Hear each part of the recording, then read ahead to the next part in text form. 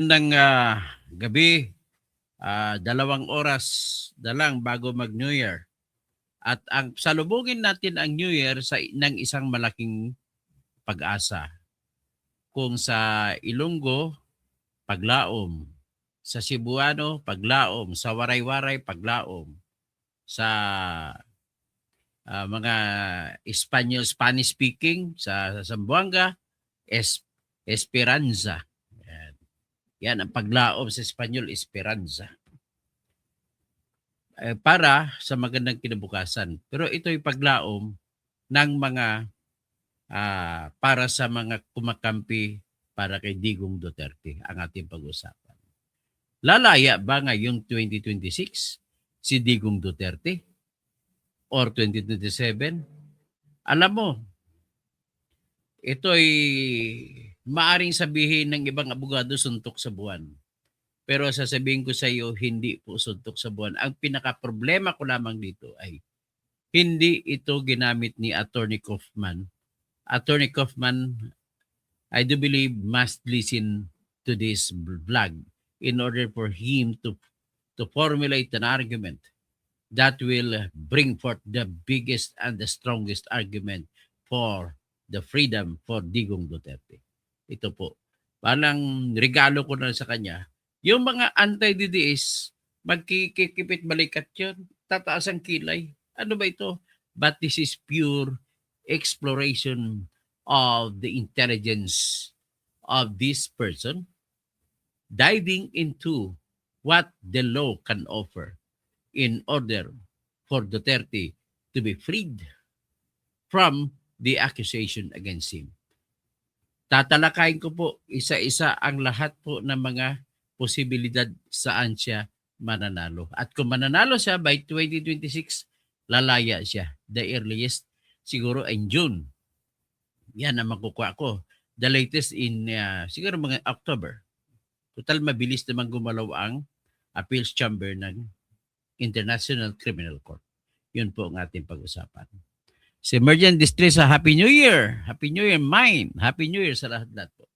Happy New Year kay Jomar na aking staff, long time loyal staff na si Jomar Ibala. Nandyan siya sa Coronadal. Sa mga taga Coronadal, Happy New Year kay Attorney Umar. Kay Attorney Umar. Tapos, hindi ko lang banggitin ang apelyido, baka makilala pa kung sino siya. Si kaibigan ko pero kalaban sa kaso, si Attorney Benji Espinosa. Tapos sila pa marami, lahat ng mga abogado taga Marvel. No? Si Attorney Chamson. Although nakalaban ko siya sa kaso, but then that is only a case. Kalaban niya si Engineer Padernal. But Happy New Year din sa mister ng aking kamag-anak na si Christy Catalunya. Ng asawa niya ay si Mayor Eliordo Ojena na nagsampa din ng disbarment case laban sa akin. Happy New Year, Mayor. At Happy New Year kay Bing Fabi Arakel, my favorite Vice Mayor. Ngayon, I'm hoping na sana tatakbo si Bing Fabi ng pagka-mayor at tatalunan niya yung pumupustura na tatakbong mayor din daw si Engineer Batallones. Friendly game lang yan. Kung sino man ang I will support kung sino man nanalo. I think baka tatakbo nila yung tumakbong nakaraan yung barangay chairman ng barangay San Roque sa Coronadal. So I'm mentioning all the people there in Coronadal. Okay, may Governor Ray Tamayo, I'm congratulating you for a good governance until today at sinusuportahan kita sa iyong laban na dapat ang buwis ng Dole Philippines ay dapat sa South Cotabato binabayad. Bakit sa Makati? Opisina lang nila nandun sa Makati. Dapat baguhin yung batas na yan. Happy New Year kay Logalog Bongasius.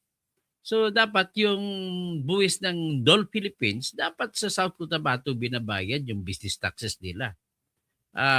Ang opisina dapat ay opisina lang yan ay dito sa Makati. it is unfair for the people of South Cotabato that the production, the actual planting, the actual harvest, and the actual care for all the plants, thousands of hectares at the foot, starting from the foot of Mount Matutum onwards towards the other mountain ranges where you can find Tibuli and Lake Cebu, ay nandun sa amin ang lahat ng trabaho. Tapos sa Makati ang buwis. Unfair, unfair. Dapat 'yan babaguhin ang batas ng taxation. Tapos ang problema pa diyan, sa Dole Philippines, dapat mga taga South Cotabato ang kunin ninyong empleyado. But the problem is you're giving priority to people outside South Cotabato na ini-employ niyo sa Dole Philippines. Pangit naman yung ginagawa ng Dole Philippines. I'm calling out the attention of the manager and the overall manager of Dole Philippines. Kay Mayor, sino bang mayor ngayon dyan? Si Mayor Palencia. Mayor Palencia,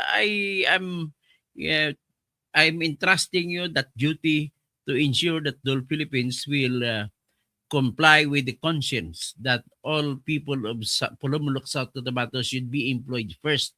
Kung wala nang ma-employ sa South Cotabato, sa Pulumulok, kukuha sa Tagatupi, Makatabi, General Santos City, kukuha sa Coronadal, kukuha sa Tampakan, kukuha sa Banga, kukuha sa Tantangan, kukuha ng empleyado sa Surala, Norala, Tibuli, Lake Cebu, Santo Niño.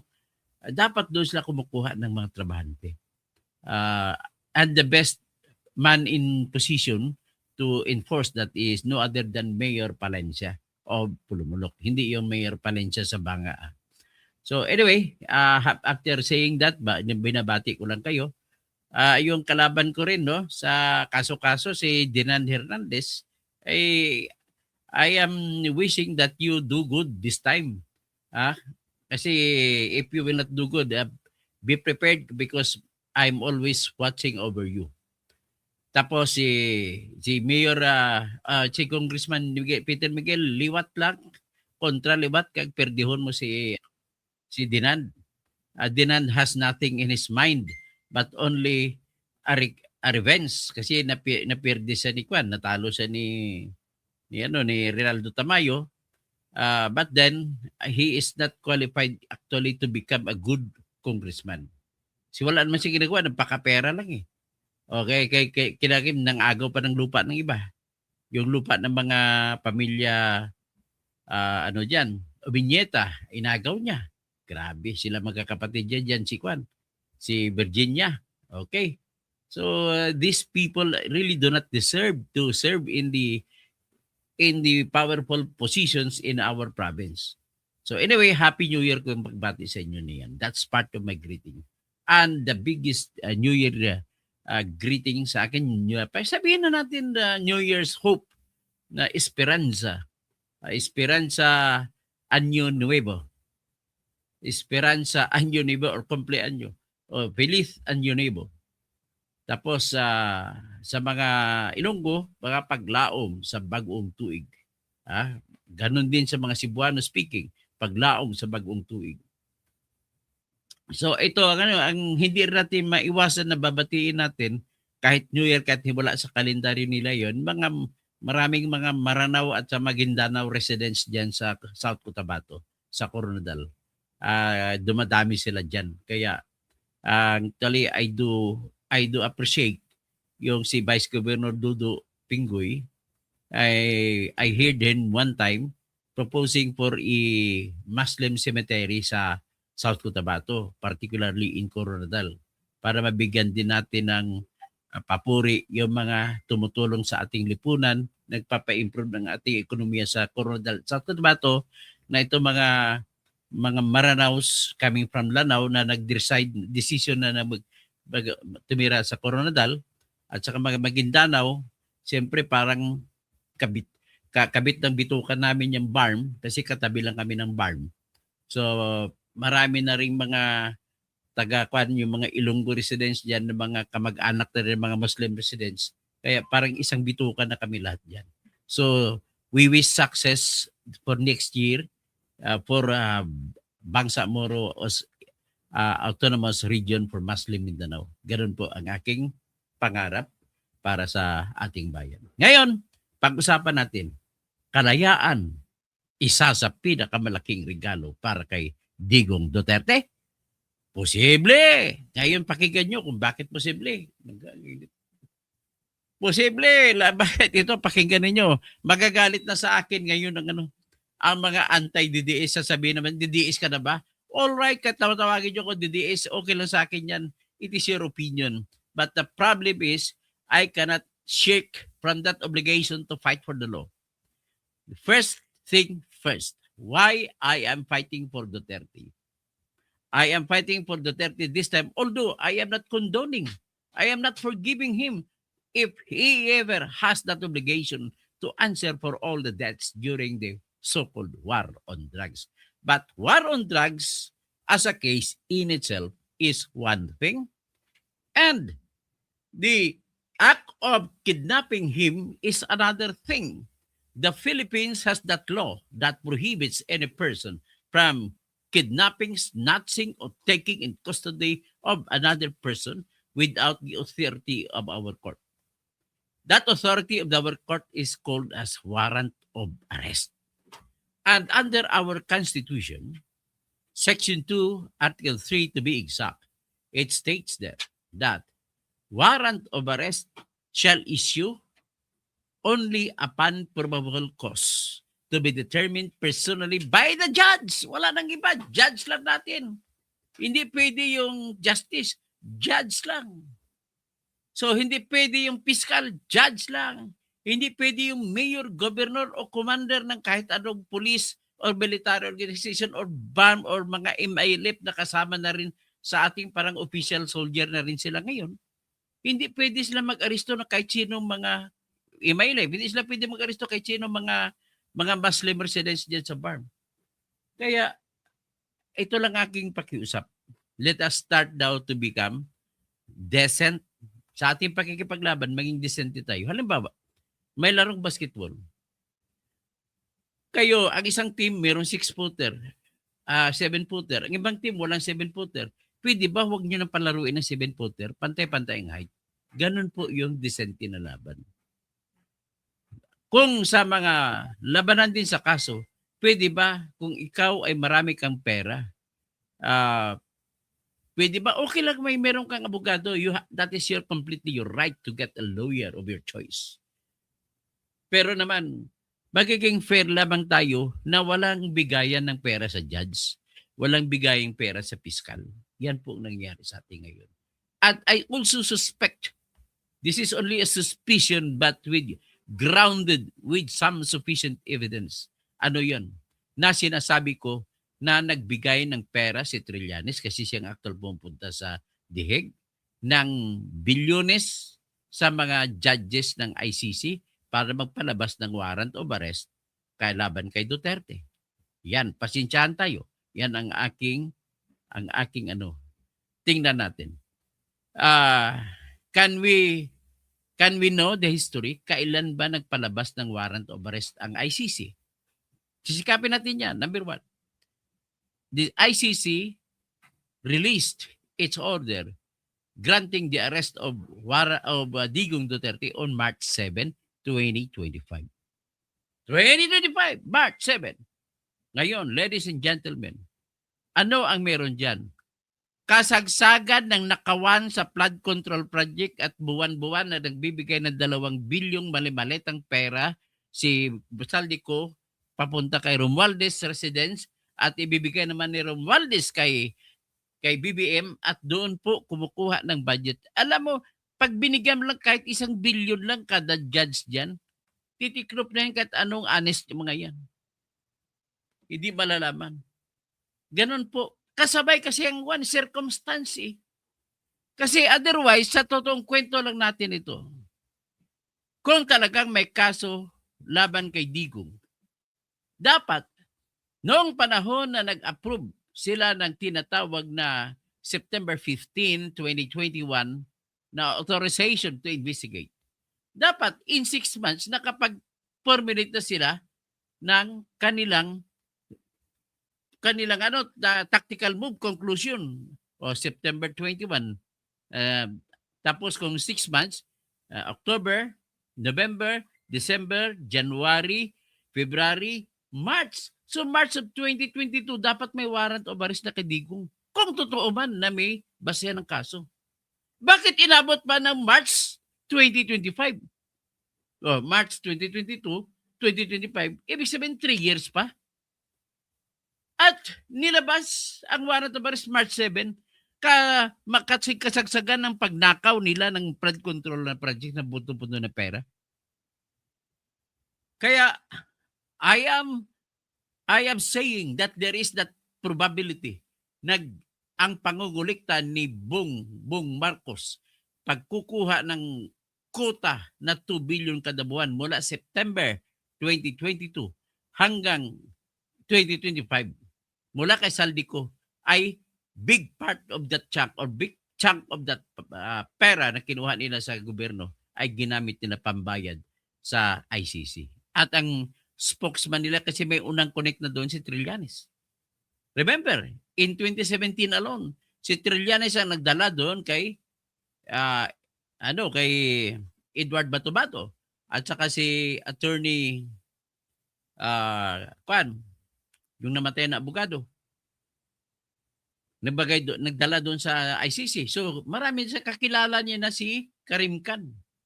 Si Karim Khan, hindi pa yan prosecutor, kaibigan na ni Trillanes yan. Actually, si Attorney Karim Khan nga ang nag-file ng kaso, nag-file ng counter ng affidavit ni Bato-Bato sa pakiusap ni Trillanes. So pinile nila doon sa office ni Patubin Sauda na Office of the Prosecutor. Tapos later on, naging prosecutor nang pumalit kay Patubin Sauda si Attorney Karim Khan. Kaya nga, nag-utos ang appeals chamber ng, kabuuan ng mga judge, nag-utos kay Karim Khan na huwag kang sumali sa kaso kasi ikaw ay naging abogado ng mga biktima sa war on drugs na kumakaso laban kay Duterte. So, dapat alam niyo yan. Yan po ang totoong nangyari. So, ngayon, think of it. Ang haba ng panahon mula 2021 ng September 15, 2021, hanggat, ibig sabihin, tumagal 3 taon sila, nag-study, nag-aral kung mayroong magkaso laban kay Duterte o wala. At nag-file itong prosecutor noong February 10, 2025 lamang. File sila ng request for warrant of arrest. Ito naman, ang ICC na pretrial chamber, nagpalabas ng warrant of arrest March 7. So pag-uwi ni Digong from Hong Kong, March 11, umaga ay sinalubong siya ng aresto, sinikreto. Okay, dyan tayo muna titigil sa diskusyon natin. Yung paglabas pa lang na warrant of arrest po ay klarong-klaro na mali. Ganito po yun. Ang tanong natin una, tama ba? May kaso ba laban kay Digong? At ano ang ikinaso laban kay Digong? Ganito po ang ikinaso laban kay Digong. Joint co-perpetrator. Anong ibig sabihin ng joint co-perpetrator ng crimes against humanity? Ibig sabihin po, siya yung sa taas, mastermind, at sinabi mo may ibig sabihin may kasama. At kung may mastermind, dapat may tao sa ibaba na pumatay, na nag-execute, na nag-utos. At kung may nag-utos, may tinatawag na perpetrator. Sa gitna na nag-utos, isasama pa yun sa co-perpetrator na level. Ang pinakababa, yun ang co-perpetrator. Yun yung mga actual na pumatay. So tanong ko, meron bang sa iksi ng isip ninyo, meron bang probability na may kasalanan si Digong dito? Sa isip natin, meron.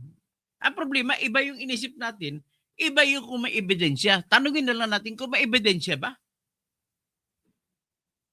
Yan ang unang tanong. Unang sagot ko, wala pong ebidensya. Bakit? Kasi kung may ebidensya talaga, dapat mga 6 months after na binigyan sila ng authority noong September 15, 2021, ay dapat meron na silang pinalabas na warrant of arrest at itong prosecutor's office dapat nagsampa na rin ng request for warrant of arrest at meron na silang basihan. Kailan sila nagsampa?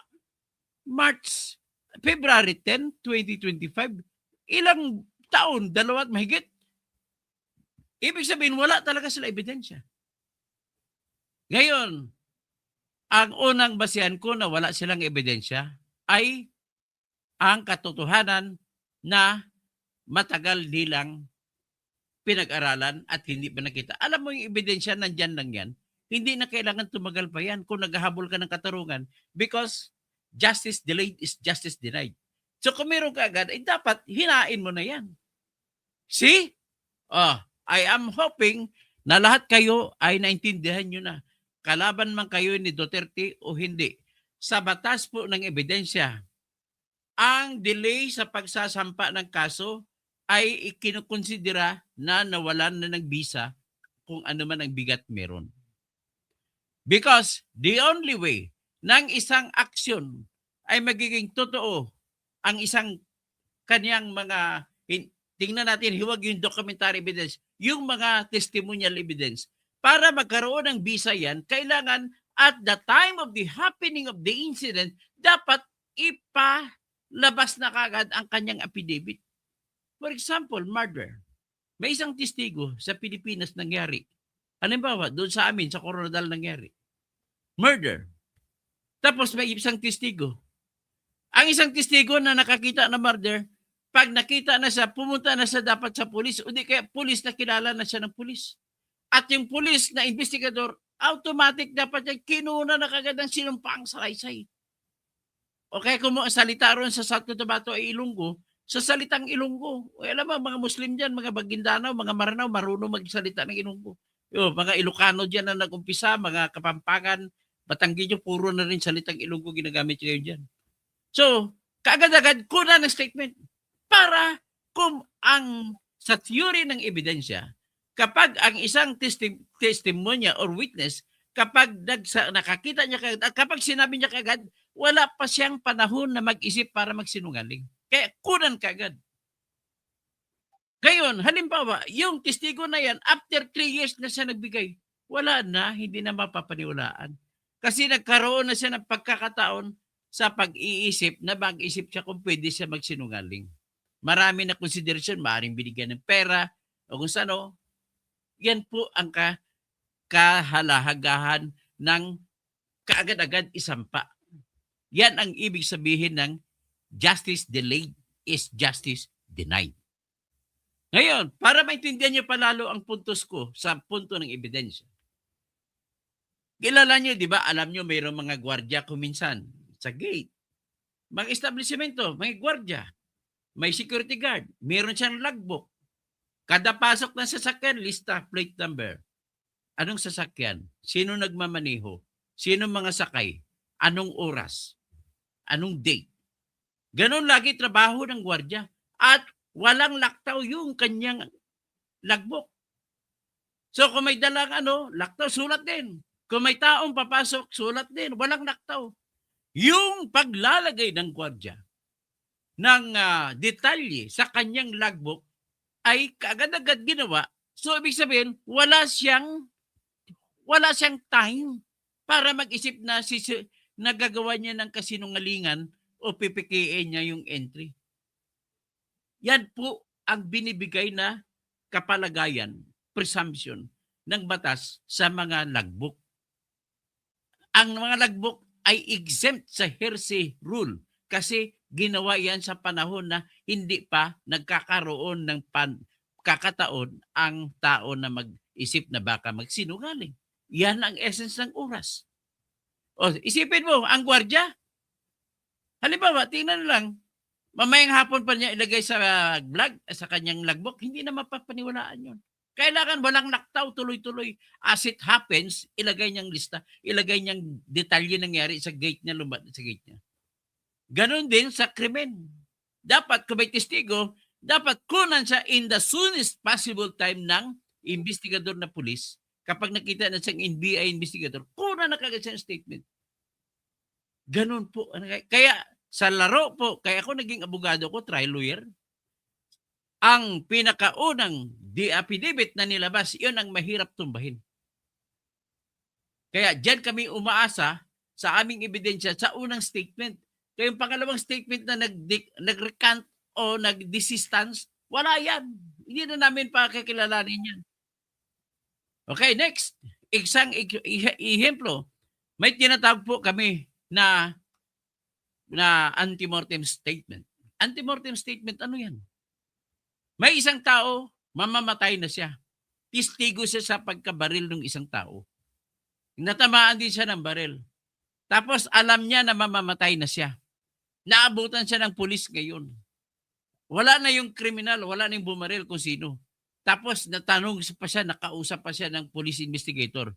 Sabi niya, sir, ano sir, may nakita mo? Paano nakita mo ang krimen? Pero naghingalo siya. Sabi niya, si Toto Kausing ang bumaril niyan. Kanya, yung statement na yun nung mamamatay na tao na pili, alam niya mamamatay siya, ay exempt sa hearsay rule. Napakataas ng uri ng ebidensya nun. Kasi bakit? Anong katalinuhan sa likod niyan? Ay dahil po yung isang tao na nakasabinggit ng kamatayan ay hindi po nakaisip na magsisinungaling. Okay? So having said that, balik tayo sa kaso ni Duterte.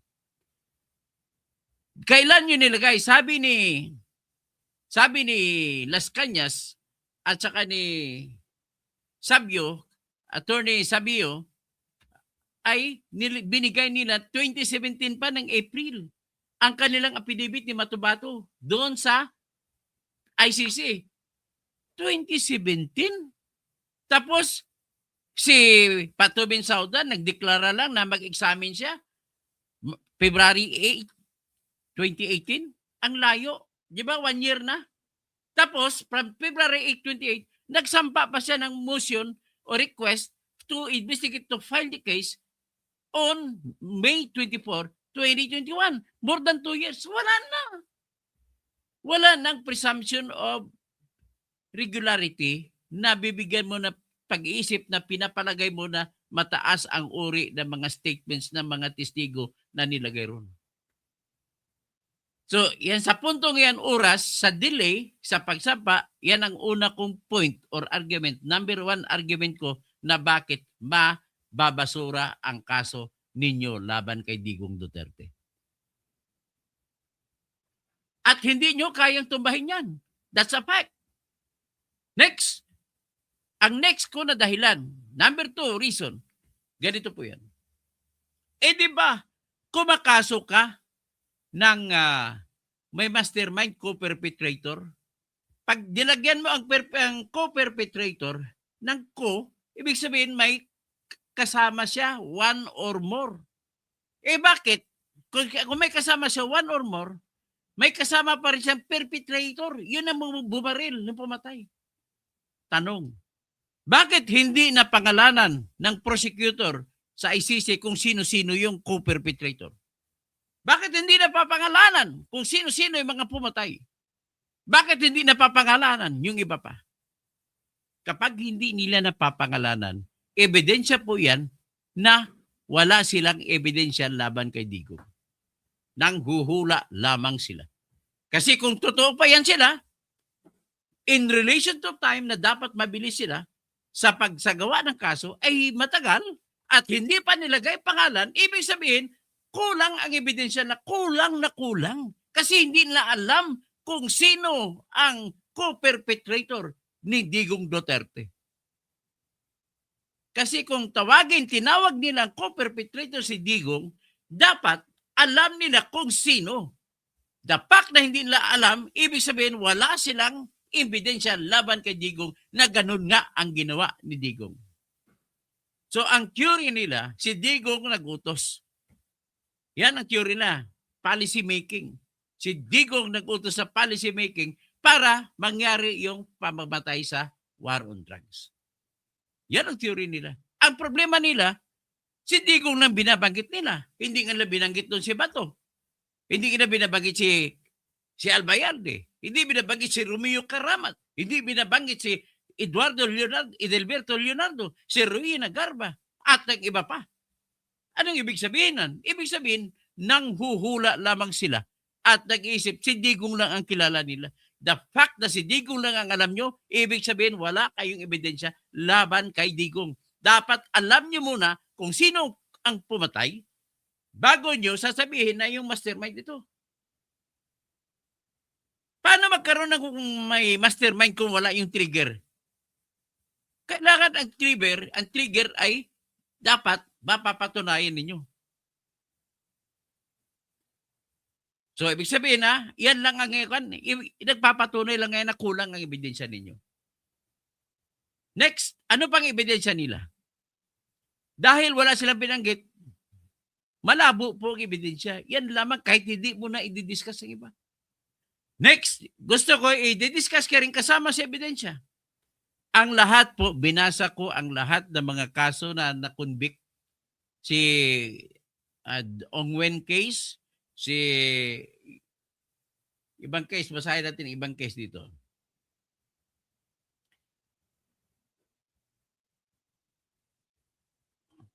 Sa kay Jermaine Katanga, prosecutor versus Jermaine Katanga noong 2007, kay prosecutor versus Thomas Lobanga Dillo, ano pa, sa issue ng partisipasyon sa kay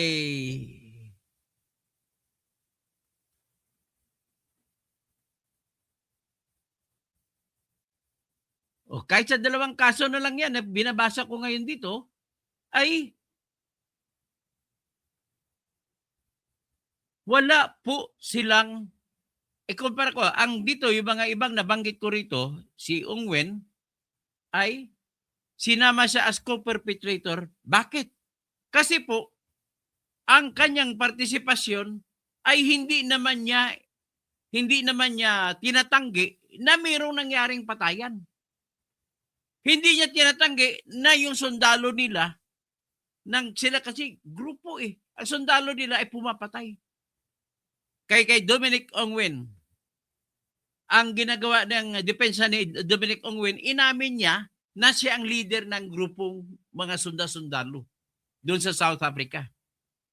Pero ang depensa niya ay siya po ay anak ng child abuse victim na lumaki at nagiging nasira ang isip niya, kaisipan niya. Because of that, siya nagiging malupit na tao at pumapatay. Ibig sabihin po, inamin ni Dominic Ongwen yung kasalanan, yung pagbaril. Ang depensa na lang niya, hindi siya parusahan sapagkat victim din siya ng tinatawag na pagiging child abuse sa kanya. So ano pa iba natin masasabi dito? Ibang case. So ibig sabihin, mental disease or defect ang depensa ni Ongwen.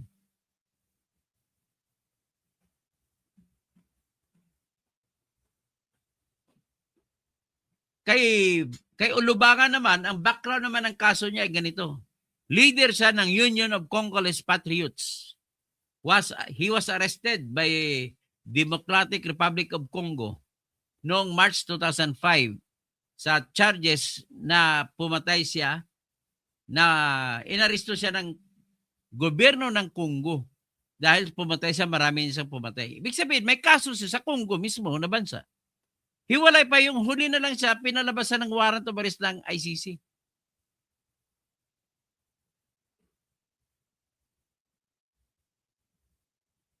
Dito sa isang kaso naman, co-perpetrator. Sa kay Kunggun, kay ano naman yun,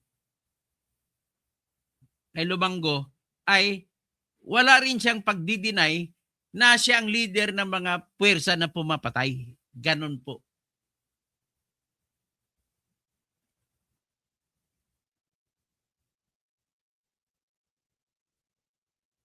So isa pang kaso.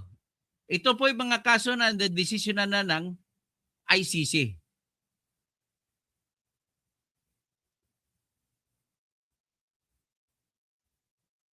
Okay, Bosco Intiganda na kaso. Prosecutor Bosco Intiganda. Sa kanya naman, indirect co-perpetrator din siya. Ang akusasyon siya na 18 counts. Ganito, basahin natin. As an indirect co-perpetrator for 18 counts of war crimes and crimes against humanity. Alleged co-perpetrators included Thomas Lubanga, tried separately in a related case, and Floribert Kisimbo, not tried at large or deceased, direct perpetrators. Ang mga direct perpetrators ito, yung mga militiamen soldiers. Tapos ang ruling sa pagka-absent, sabi niya, no found barrier to conviction, pero proven beyond reasonable doubt,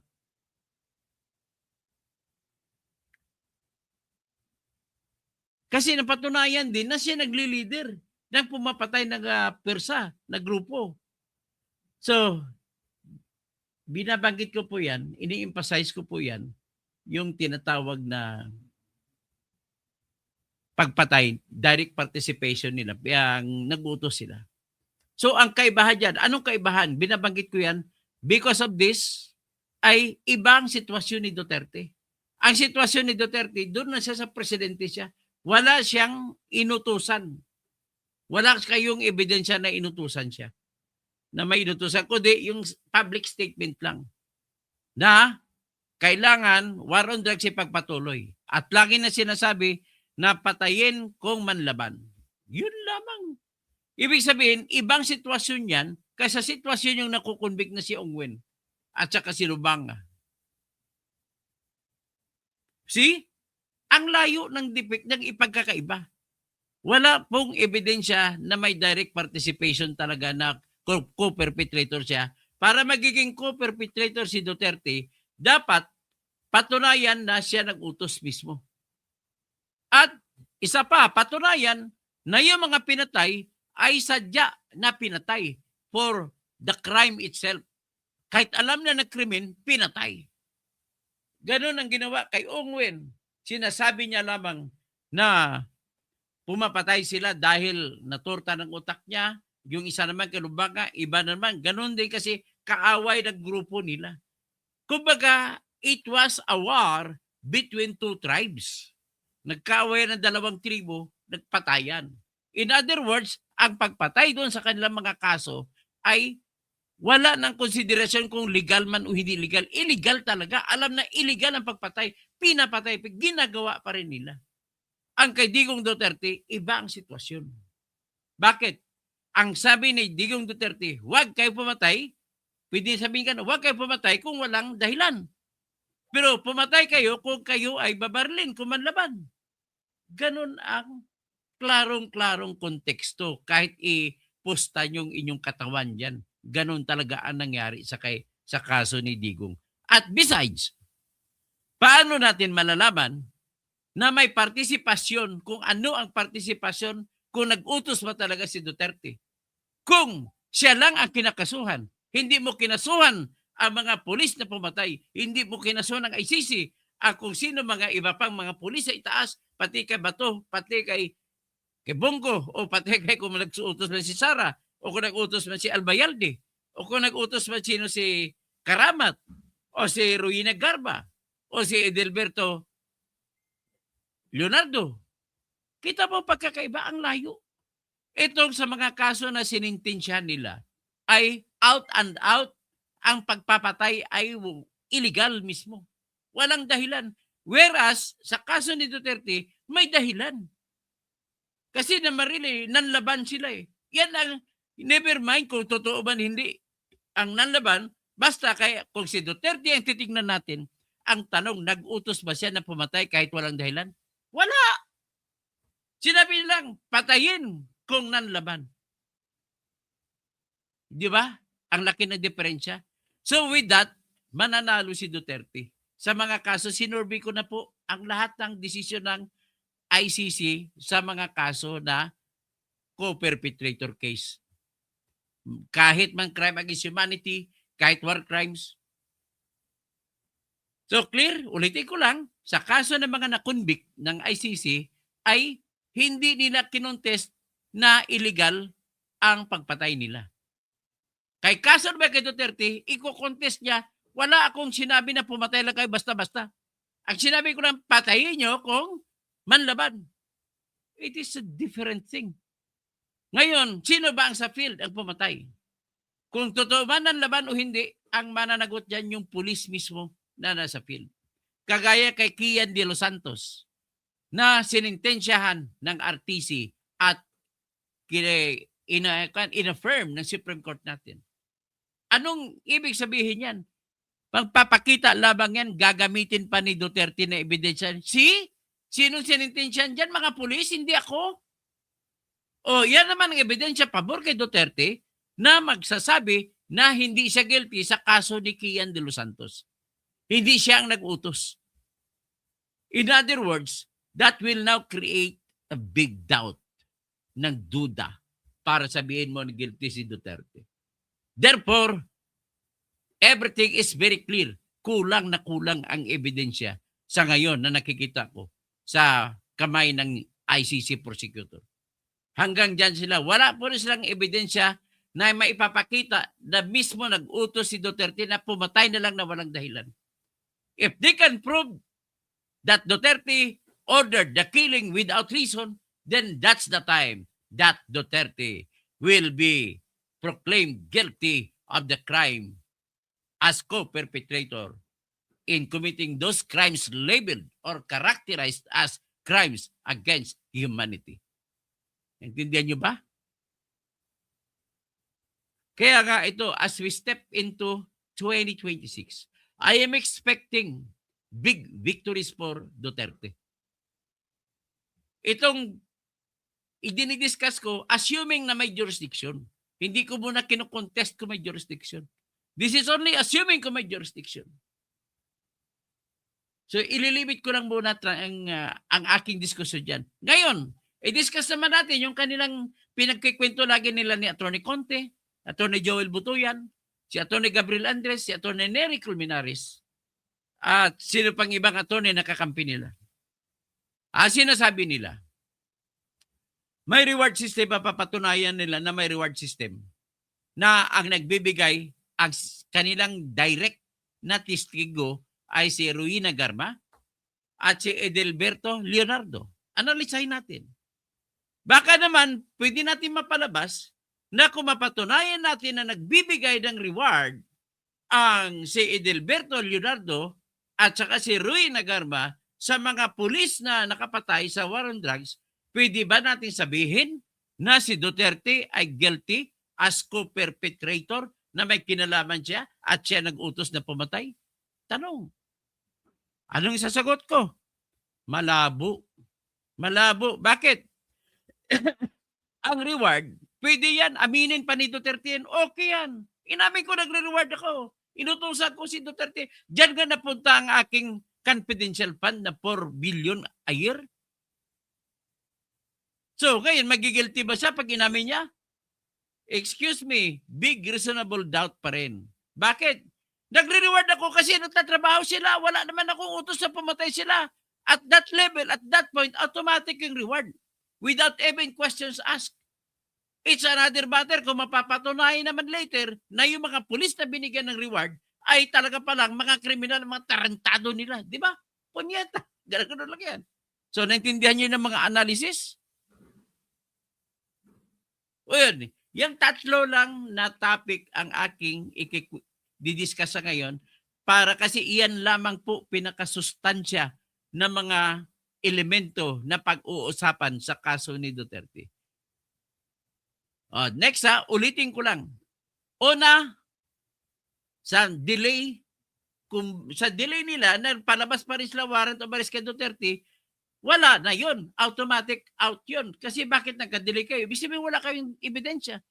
So tama, nagsusuporta na lang ng ebidensya na to na nagmali-malita na pera, ang ibang malita doon ay napunta sa ICC. Sa mga judges, ang nagdala doon si Trillanes, malamang. Kasi wala na yung pupunta doon, si Trillanes lang. Next, ang pruwiba ko pangalawa na wala talagang kasalanan si Duterte dito, mahinang ebidensya ninyo ay sapagkat hindi man ninyo na pangalanan kung sino ang kasama ni Duterte. Bakit si Duterte lang pinapa-aresto nyo? Wala si Bato. Wala si Sara Duterte. Wala si Bongo. Wala si General Romeo Karamat. Wala si Oscar Albayalde. Wala si Dibol Sinas.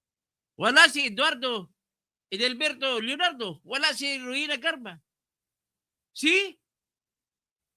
Kung hindi nila napapangalanan kung sino ang kasalanan sino ang kasama ni Duterte sa paggawa ng krimen. Paano mo ngayon sasabihin na si Duterte ay gumawa ng krimen? Na tinuturo niyo siya na mastermind? Asan ang mga nagsagawa ng krimen? Big defect. Big doubt. Oh? Kahit sino pa mga abogado dyan, makipagdebate kayo sa akin. Pagdating dito. Next, yung hindi pa ninyo nakuha, another thing is, it does not automatically mean, kasi wala kayong ebidensya na magpapakita na si Duterte ay nag-utos na pumatay na lang na walang dahilan. The truth of the matter is, ang ebidensya ninyo magpapakita kasi sinubitin nyo mga video na kung saan ang public speech si Duterte, kill. Kapag lumaban, nanlaban, patayin nyo. Bakit kayo papapatayin? Pag yun lang ebidensya nyo, hindi magiging guilty si Duterte. Because it is a right of everybody to kill if he is being killed. As self-defense. Right to self-defense is the most basic right of any individual. Kahit na nga ang hawak mong baril ay illegal, pero pag ginamit mo to your self-defense, hindi ka pwedeng ibibilanggo dahil ang hawak mo lang na baril ay nagkataon na walang lisensya. Siguro naman, naintindihan yung aking discussion dito. So, ganun lang kasimple po. Ay, naman ko ba bakit ka Atty. Kaufman to? Ba't ang hina ng... Ay, nako. Mahinang abogado ka. You are not good as a lawyer, Atty. Kaufman. You should have consulted me. I could even volunteer to write for you all the arguments. Next. Pwede nating ma-argue, yung pagbibigay ng reward is a reward system given to good works of the police officers. It is another matter kung yung good works pala ay hindi totoong good works. Kung di, badlog pala, pumatay pala sila mga tarantado mga pulis na to. Next, ang evidence pa ni Duterte, marami. Kasama niya dyan kay Kian de los Santos case. Ipresenta ko yan kung ako, abogado ni Duterte. Your Honors, here is one big evidence that cannot be denied that Duterte did not order the killing without reason of people who were killed, presumably in the campaign called War on Drugs. The Kian de los Santos case, the 3 police officers who killed Kian were already convicted by their local court, and then it was appealed automatically to the Supreme Court, and the Supreme Court affirmed the conviction, finding that 3 policemen guilty of killing Kian de los Santos. And hanggang doon lang sa kanila. Wala nga, hindi nakasama yung kanilang hepe. 3 lang eh. So bago ka dumating kay Duterte, dadaan ka pa sa hepe nila. Sa hepe nila, may hepe pa na isa. May hepe pa na regional director. Regional director, dadaan pa kay Bato. Kay Duterte. Ang haba ng kwento. Bago mo ma-convict si Duterte. Di ba? If there is any problem with what really happened, I admit the fact that there was no sufficient investigation during its time na may nangyaring patayan sa campaign ng mga pulis sa panahon ni Albayalde at saka ni Dibold Sinas at saka ni Bato. Dapat, automatic, pag may namatay sa operation, automatic investigation. Kung ako yung hepe, ang gagawin ko, pailan na kagad sila, automatic murder. Bahala sila magpatunay sa Supreme Court na hindi sila nagmamurder. Di ba? So with that, you can now understand where I am discussing. I am not favoring Duterte just because for nothing. May ebidensya, may argumento, may batas tayong pinagbabasihan. Mas maganda pa nga yan, dito sa kakasuhan sa Pilipinas. May Republic Act 9851 naman tayo. At least andito yung mga testigo. At kung si Bongbong ang presidente, paano magagawa ni Duterte na hindi niya kaya pa ba niyang takutin mga testigo? Si Bongbong na ang presidente? Di ba? That's one good, a simple argument lang yan. Okay, hanggang dyan lang at Happy New Year sa lahat. Kahit yung mga hindi conforme sa argumento ko, Happy New Year po. Pare-pare tayong Pilipino. Pinipresenta ko lang sa inyo para naintindihan yung takbo ng kaso. Iba kasi pag mag-discuss yung trial lawyer. Yung mga nagdi-discuss yun, hindi na mga trial lawyer yan eh. Si Conte, hindi naman trial lawyer yan. Si Gilbert Andres, hindi naman trial lawyer yan. Si Joel Botoyan, hindi naman trial lawyer. Si Atty. Ben Santa Maria, hindi naman trial lawyer yan. Si Atty. Rene Bino, I don't know kung talagang nakasanayan sa criminal trial lawyer. Iba yung criminal trial lawyer kaysa civil case na lawyer ka. Iba yun kung civil trial lawyer ka lang. Iba yun kaysa criminal law. Ay, ang dami-dami ko pong napa-acquit. Hindi naman sa pagmamayabang. Pag pumasok ako dyan sa elevator, maraming mga kapwa ko mga abogado na tumatawag sa aking idol. Okay? Diyan lang muna siguro. At Merry Christmas and Happy New Year sa lahat. Sa mga DDS, sige magpalikaya kayo. Sinisiguro ko next year lalaya si Duterte. Wala po ang confirmation charges mauwi sa wala to. Mabidismiss ang kaso. Hindi ko pa pinag-usapan dito ang authority, yung jurisdiction. Ang pinag-usapan ko lang dito yung merits ng kaso. Okay? So, Happy New Year sa lahat. Jomar, Happy New Year. Pag makakita ko ng pera, saka na lang ako magbibigay siya ng bonus. Wala talaga si Toto Kausing, Toto Tirador. Walang pera. Hindi nga ako mapagbisita kay Laglag Bongacious eh. Patingin ko sana ngipin ko eh. Walang pera, nahiya naman ako sa kanyang misis. Happy New Year kay Josel Rose. Happy New Year. Ha? Paya bakahin ako niya. Happy New Year. Nelson Laher. Yung Kopman ngayon parang abogado. Galaxy. Good evening po, sir. Happy New Year. Watching from Singapore. Manang Bing Diboke, Happy New Year. At tapos Pastor Rodi Rabi, Happy New Year. So Lagalag Bongacious, Happy New Year. Ricardo Caldeo, Happy New Year. Brad. Richard Caldeo. Loli Caldeo. Okay. Ang lahat ng mga Brad ko sa Alpha Cosine Theta, Happy New Year and let's be friends. Let us, Kuya Willie, si Kuya Nils Nestor, we'll talk kung paano natin mag-recruit din tayo. Nainggit ako sa mga mga Taugama P. Ang dami nila eh. Mga kaibigan ko, mga leader ng Taugama P. At saka, siyempre, ang Apo, dami ko mga Brad sa tunay na Brad. Pero Apo sila. Hindi kami Brad sa fraternity, pero Brad in real life. One thing na isa-cite ko dyan, si Engineer Alexander Muhammad, one of the biggest leaders of Apo. Si Alimak, Apo rin yan, no? Okay. Si Bombi, hi Doc Toto. Tapos Saudi Rabi, Happy New Year. Sino pa? Si Daisy Veloria de Vera, Happy New Year. Tapos, ano mo yung kaklase ko na si Arsenio Veloria. Classmate, Arsenio Veloria. Alam ko, nandiyan ka lang sa Mandaluyong. Happy New Year to you. Tapos si Rowdy Rabi, si Noemi, wala palang benepisyo ang Southcote sa tax ng DOL. Wala po. Yan ang problema. Kaya tulungan natin si Governor Ray. Kailang problema, last term na ni Ray, Tamayo. Kaya paglalaban natin, siguro tatakbo akong gobernador ng South Cotabato para ipaglaban natin ang buwis ng DOL ay may bibigay sa South Cotabato.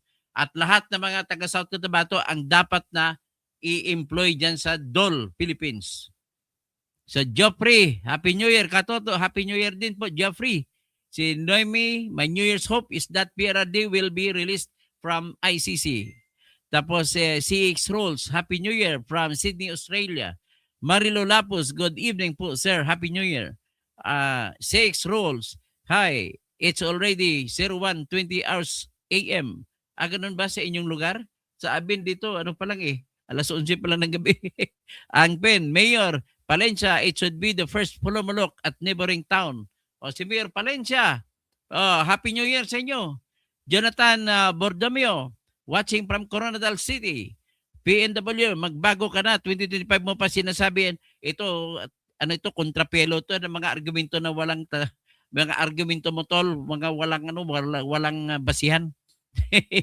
cute, cute me. Sana mabitay na talaga si Duterte. Ayan, opinion mo yan. Sa akin, ang pag-opinion ko, sa batas ay hindi siya masintensyan at kulang ebidensya. Napakinggan nyo naman kung bakit kulang. Kinaklaro ko na nga eh.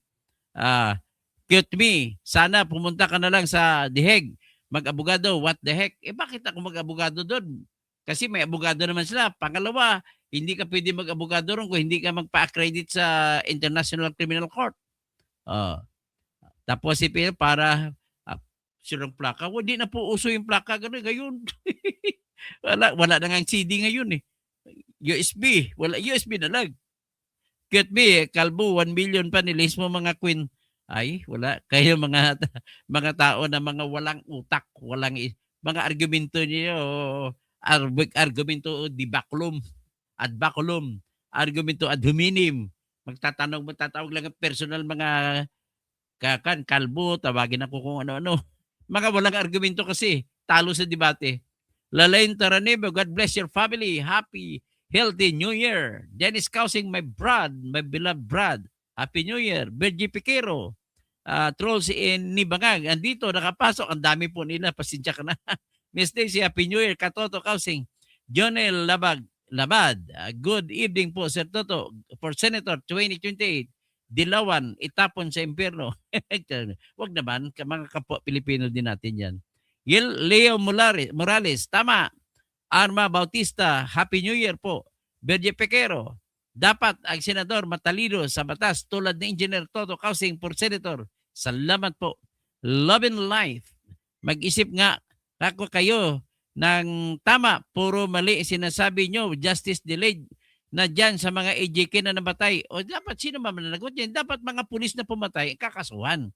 Huwag mo sa kasuhan yung tao na nag-utos na patayin kung nanlaban. Iba naman yung nanlaban eh. Pero kung hindi naman talaga nanlaban, kasuhan yun. Hindi pa naman na forfeit ang karapatan na magsampa ng kaso. Kaya ang the best solution dyan is kung ako yung ombudsman, ay mag-order ako ng re-investigation sa lahat ng police stations, lahat ng involved sa mga may patayan. Ganun ang gagawin ko. The first step of the way.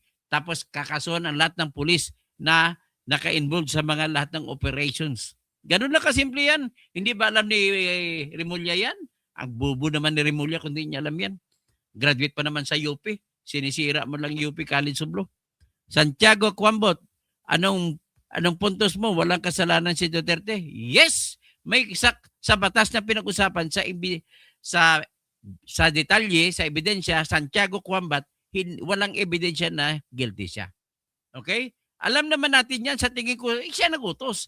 Pero iba yun kaysa yung kaso na ipresenta mo sa korte. Itanong mo sa lahat ng abogado. Hindi pwede yung kwento-kwento lang. Hindi pwede yung sa palagay ko. Kailangan evidence beyond reasonable doubt. Ha?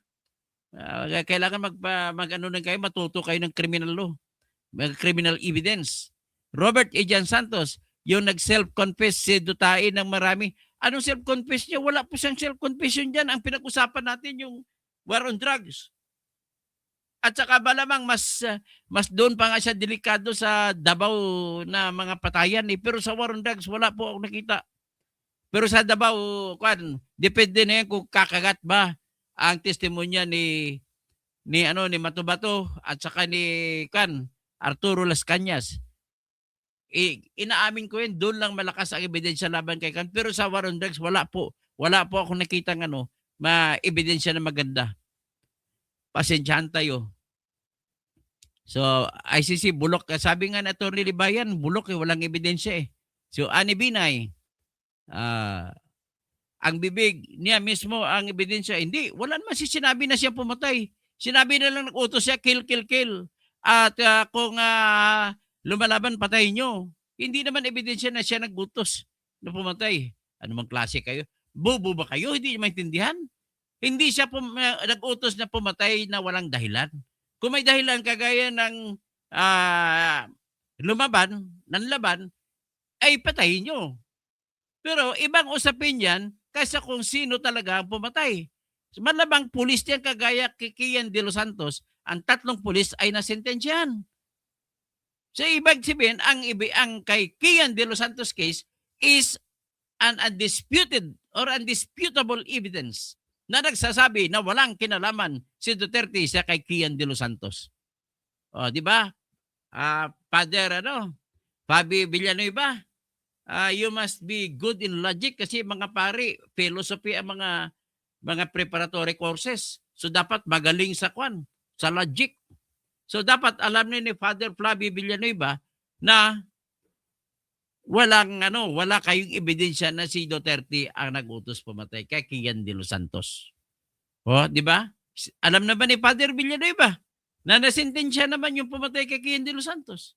Ang isa na lang natin to, in-hope ko na matapos, masentensyan din mga pulis na yan doon sa Quezon City, sa Station 6, kung hindi ako nagkamali, doon sa may Payatas Station, nang pumatay sa mga kasama ni Murillo. Kailangan makonvict yun sila. Yan naman ang mga katotohanan na wala talagang alam niya si Duterte sa aktual na pagpatay. Sa Reyes TV, ibang police department may luko-luko at protector sa mga sindikato. Sa totoo lang, kahit sino pa nga presidente, may mga sindikato, mga pulis. Ngayon po lang kay Bongbong, ang dami ng mga pulis na pinakulong, pinatanggal sa trabaho dahil mga kurakot eh. Nancy Dizon, sir, ano gamit mo? Shampoo. Ay, ito naman. Yan naman ang may balik mo sa akin dahil wala ka ng argumento. Matatalo ka sa debate, Nancy Dizon. Kakaya naman, Dizon pang apelido mo. Dizon din ang apelido ni Vince Dizon. Pinapahiya mo ba mga lahing Dizon? Kakaya ka naman. Kaklase ko si Engineer Lloyd Dizon. Pinapahiya mo si Engineer Lloyd Dizon. May client din ako, si Tess Dizon. Pinapahiya mo mga client ko. Ay, nako. Huwag ka ba kasalita kasi mag-ingat kayo.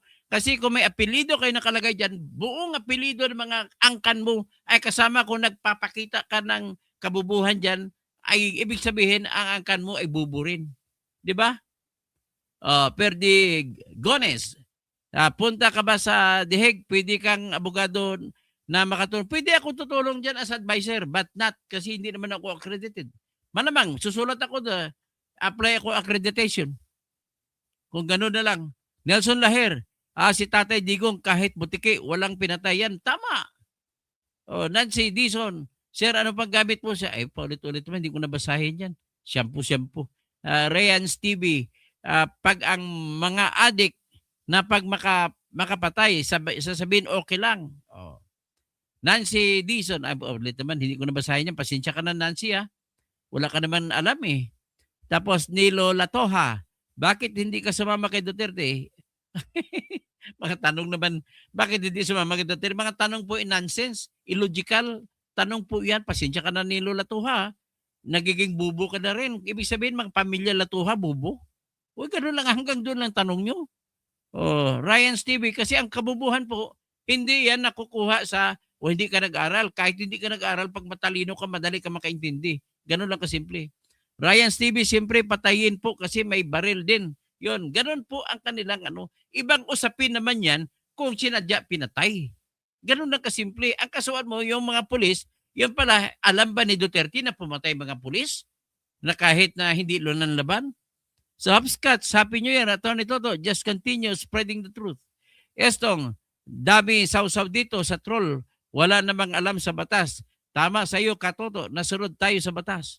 So, ang Herpa, tapos si Shanice Longko, as you step into 2026, may God's promises be your guide and His love, your constant companion. Happy New Year. Ang ganda ba ng message mo?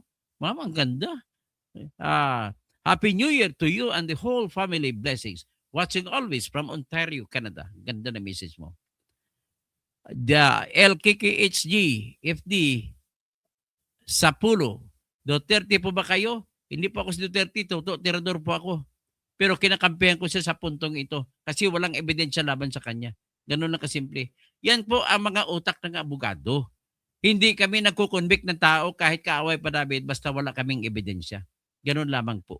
Bergie Piquero, anong masama kung Duterte? Wala namang masama kung Duterte ang kakampihan ko. Squidward, wala po ba sa Pilipinas ang year 2019 hanggang 2023? Okay. Sa panahon pa lang ni Marcos, ang dami nang pinatay. Tama ka po, sabi ni Boss Rex. Virgie Piquero ulit, makinig ka sa batas. Oh, Camilo Alagdon, Happy New Year. Barkada Han, forever. Good evening. Tapos, round tripper, tinawag niya ko traidor. Opinion mo lang po yan, traidor. Pinaglalaban ko lang ang batas. Dapat malaman ni Kainso. Abogado siya, dapat ipaglalaban niya ang batas. 'Di ba? Harap-harapan na kidnapping yon. Basta sabihin nyo, hindi, walang kasalanan ng kondon. Walang kidnapping doon. Wala pong warrant of arrest galing sa local court. At inuutos pa rin ng Rome Statute ng batas mismo ng ICC na kapag maaresto si Duterte, idaan sa local na korte. Hindi nyo ginawa. Anong ibig sabihin nun? Hindi. May intention kayo gumawa ng kidnapping. Hello, RPC, hello po, bakit di nyo suotin? Ay, piluka. Ito naman, ang mga tanong na ito ay mga troll. Nakikita kayo, may bonus kayo ngayon. Tobias Sapul, wala na langat. Wala na langat. Ano? Hindi maintindihan na wala na langat. Correct po, attorney. Lahat sila kasama sa mga makasuhan sa ICC. Buang din pala itong kambal ni Bato. Sagot salita mo lang yan.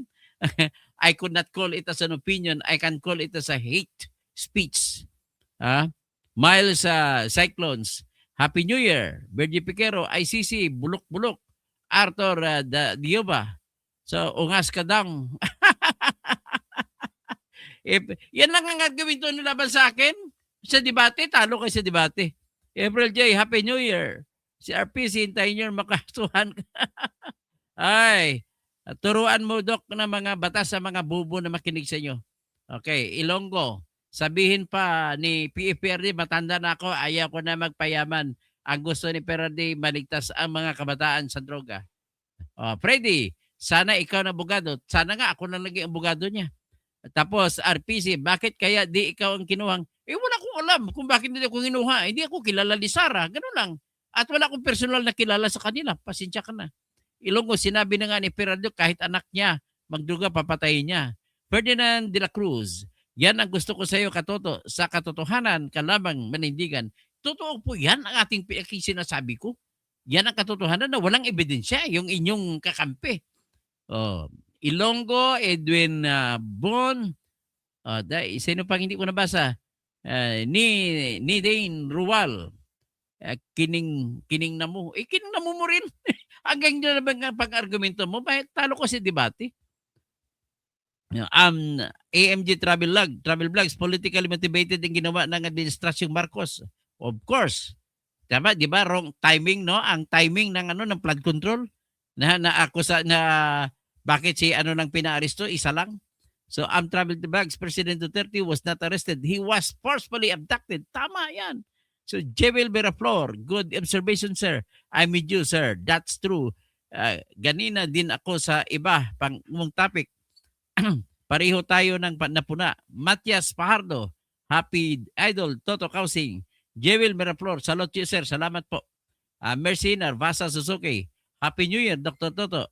Marites TV, Happy New Year, sir. Watching from Malaysia. Ryan TV, AKP, here. Judge Style, kapako MSU1. Let us celebrate all MSU1s in the world. Mindanao State University. Tapos Conrado Alipio, Happy New Year. Helen Baguio, wish you a Happy New Year. Ryan Stevie, Happy New Year. Tapos Style watching from Saipan, USA. Kuya Farming, Happy New Year. Katoto, Terador, Dr. Attorney Engineer. Angelita Fajardo, Attorney, sana magsisisi na si Duterte at humingi ng tawad sa Diyos at pagpasalamat. Humingi ng tawad at sa mga at humingi ng tawad sa mga nagpagpapakulong sa taong bayan at magkumbaba kung si Jesus anak ng Diyos. Okay. Sa tingin ko naman ay ganoon ang ginagawa niyo, humingi na ng tawad. Helen Bagyo, Ernesto Dakanay, Happy New Year, Toto. Cute me. Hell to Mr. Quisingsing for defending the most monster ever. Ba't ka galit? Dapat ka argumento ka, bakit ako mali? Hindi yung paawayin mo ako. Happy New Year. Greetings from Dubai, UAE. AMG Travel Vlogs. Ernesto Dacanay from Calgary, Canada. Maricar Riuela. Happy New Year. Tapos Daiho Sims ng Toto causing palihog patamyaw sa mga utod ko sa diyan sa Ariguin Subdivision Tacorong. O Ariguin Subdivision Tacorong. Happy New Year sa inyong dira. Oh, tapos si Barkadahan Forever Worldwide. Happy blessed New Year po. Kuya Farming, wag na kayo tatakbo katoto, baka dayain din kayo. Okay lang 'yan, tingnan natin. Ang gusto ko lang lahat ng mga bata tumakbo sa sunod na eleksyon. Lahat, huwag kang matakot sa bilihan ng boto. Happy New Year natin ito sa ating lahat. Basta tumakbo, kumampanya lang kayo araw-araw. Aha, tawa naman ako sa iyo, brother. Tapos si Ara Saura, happy and prosperous New Year. Ryan TV, itong abogado na yan, mga tanga naman kayo. Fred Gutierrez, tumigil ka, Kausik. Dati okay ka, but now para ka rin si Guanson. Galit ka? Wala ka bang argumento? Dapat magpalabas ka ng argumento. Pingot, siya kasi ang nagutos naging pali. Nagutos palisi, walang inutos na patayin kahit walang dahilan. Ganun lang kasimpleng depensa. I did not kill for nothing. There must be something. Di ba? Ingot, lawyer ka dapat, alam mo ang ibig sabihin ng conspiracy. Ay, ang conspiracy, wala kang napatunayan na may conspiracy. Bubo ka naman. Asan ang pruweba? Walang problema na walang ebidensya na dokumento na nagkaroon ng argumento siya, patayin natin kahit sino. Wala pong ganoon. Basta ang dahilan basta may adik. Wala pong ganoon. Sige, anong i-debate mo? Ilabas mong ikon mo. Dutaing ingot, ilabas mong ebidensya mo. Anong klaseng debate mo? Kwento ka lang na may conspiracy, wala ka namang ebidensya na may conspiracy. Jonathan Bordabio, dati kabayan kay Libayan ako nakikinig, kaso loading ako palagi kay Libayan, pero nang pakinggan kita, mas malinaw ka magpaliwanag. Salamat naman po kay Tony Libayan. Eblong Beach, Happy New Year. Thank you for all the information and knowledge you've given us in 2025. Tapos sino pa? Jose Alberto Cuaicon, Attorney Toto, Happy New Year. Tapos Rotex Sam, kung sakali Doc, madismiss po ang kaso. Sigurado po ako madismiss ang kaso kasi batasan susundin ng korte. Luis Alunalon, ang mga tao pumapatay ng tao, may mga hayop na nagkatawan tao, kaya mga demonyo na nagkatawan tao, satanas na nagkatawang tao, maniwala ka ba? Well, that is beyond science. I cannot agree with that kasi that's not science-based. So, Happy New Year, Sir Toto, from Abu Dhabi. Ingot, hindi na kita basahin po. Jose Alberto, okay, Idol, address mo ngayon, Doktor. Nung doktor yon, Doctor of Jurisprudence po ako. Bingkay, 18, Happy New Year. Ingot, si Sataras pala, walang kasalanan. Tapos Ryan TV, Gilbert Ventirilla, Happy New Year. Sino pang iba? Ara Sausa, thank you so much for all your efforts and hardworking, providing all the news and issues for our understanding of the truth. Albutra M. Nunong, Toto Kalbo, Kausig Bubo. Yan lang argumento mo. Talo ko na sa debate. Reste de Horas, Happy New Year. Eblong Beach, kapag lumay sa pira de sino de demanda. Siya dinidemanda nyo dito sa Manila, sa Pilipinas. Ganoon na kasimple lang yun. Nelson Laher, Sir, ibubuto kaming kanaming mga didis, kumandidato. Sige, tatakbo ko kandidato pag 2028. Red Horse, tanga, paano ma-dismiss? Di naman tanga mga taga-ICC. Madi-dismiss nga walang ebidensya hindi ka marunong mag-analyze. Ang problema sa inyo, ginuguyo lang kayo ng mga abogado nila Atty. Conti na wala mang hawak ebidensya. So, Happy New Year, Tol! Happy New Year! Sa lahat, pati kumukontra sa akin, Happy New Year, tayo po mga Pilipino. Ako'y isang Pinoy sa puso't diwa, Pinoy na isinilang sa aking bansa. Ang hindi marunong magmahal sa sariling wika ay higit pa ang amoy niya sa mabahong isda. Tayo. Happy New Year sa lahat. Gamora, Sir, takbo ka dapat. Maraming Muslim ang nasa gobyerno. Yes. Imelda Feliciano, bugok, ebidensya mo mukha ba? Assalamualaikum warahmatullahi taala wabarakatuh. Sa mga pagari akan mga pakat, Masanaw, Maguindanao, mga tausog, marayaw dum, mapya kagawi sa inyong langon. Okay, hanggang dyan lang tayo. Ryan TV, wag mo na mag-comment lang, talo kayo. Ba't patin nga? Diyos ko sa inyo. Okay, hanggang dyan lang po. Happy New Year to all.